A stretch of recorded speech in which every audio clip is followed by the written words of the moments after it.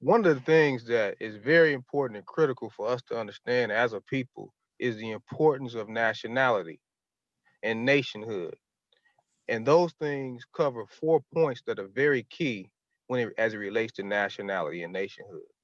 That's land, laws of that land, ethnic identity, which is the culture, and people group, which is the literal seed or posterity or heritage of a particular group of people. And now in the last few hundred years, also the combination of having a flag. So we promote nationhood from the basis of the scriptures, the Torah, Tanakh, whatever you want, however you are in relation to calling it. Some of you may say Bible. But in the word of the Almighty spoke to a nation. He did not speak to a religion. He did not speak to a group, a church, or none of that. Religious aspects and faith and doctrine was not a part of the communication that the Almighty spoke when he spoke to his servants, his prophets, to deliver the word to his people. So in the arms, the hand of the Almighty is not slack, his voice is not stifled, just as he spoke in the days of old to our prophets, to our kings, to our priests, he's speaking today. And in this day and time, it's important for us to know that we are the literal walking word of the Almighty. And so, in all these things that we see befall us over in time past, in our fall, in our punishment, we shall also see in our resurrection as a nation. For what thus saith Yah shall come to pass.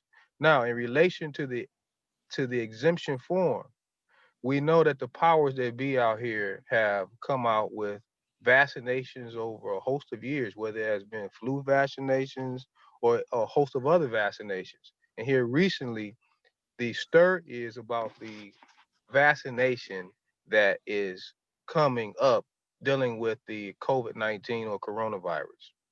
And as I get in more in depth in that conversation, I'm gonna try to make this as quick as possible because I know you have a lot to cover. But one of the things that I want to urge our people to really pay attention to and understand, when you get a vaccination, they're giving you the portion of the actual virus. Now, mind you, everybody knows on this phone that they have mandated mask wearing ever since March of 2020. And we're coming up to what, the 10th month of that. So what you're doing is if they're giving you the virus in the vaccine shot, the purpose to give you the virus is for your body to build a natural immunity. So they say, based upon science, which it has a valid fact to that. But the issue is if you're cutting off my natural ability for my body to gain strength to develop its own immunity by not exposing it to the air, you're actually limiting the body's natural function to really develop its own strength, to build up its tolerance against viruses in general. But oddly enough, while we've been going through that, they want us to take a vaccination shot when your body's immunity is already crippled because you're wearing a mask about 75% of the day, each and every day for about 10 months. That has an adverse effect on your immunity that they don't speak about. Oddly so, in the media, you don't hear them speak about building your immune system. You hear wearing a mask and 6 feet social distancing, but not building the immune system.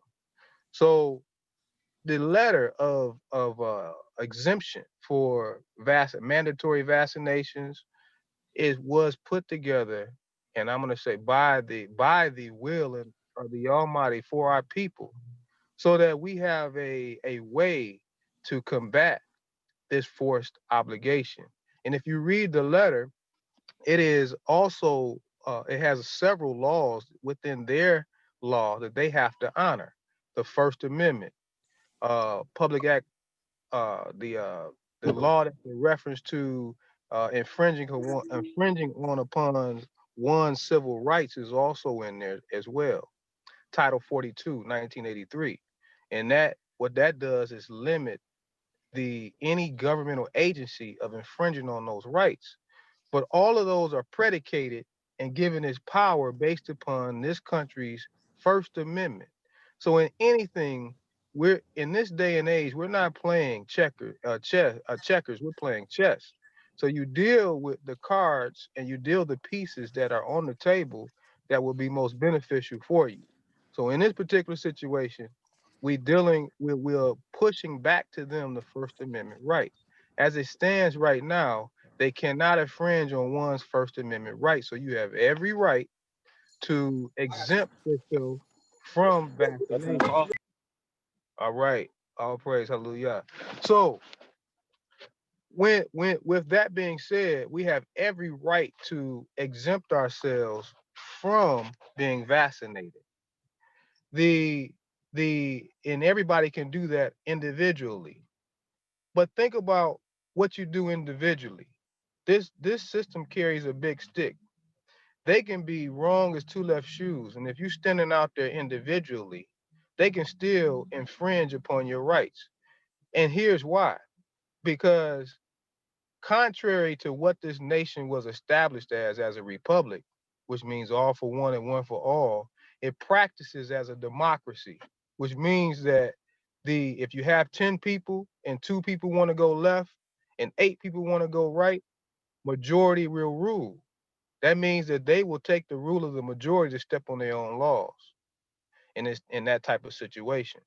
So what we're doing on top of the exemption letter, which is valid based upon their laws currently right now, if we come together as a nation and be one voice, which is why we are also pushing the urgent notice. The urgent notice can go in tandem as an option with the exemption letter to continue the building of our people as a nation so that we can speak as one voice and let them know that we're not taking this shot as a nation. And so when you look at the urgent notice and read it, it's very in depth on a lot of things, and I'm not going to get into that on this call, but we could do that on another call. Me and Ambassador Abraham, we could do that at another date.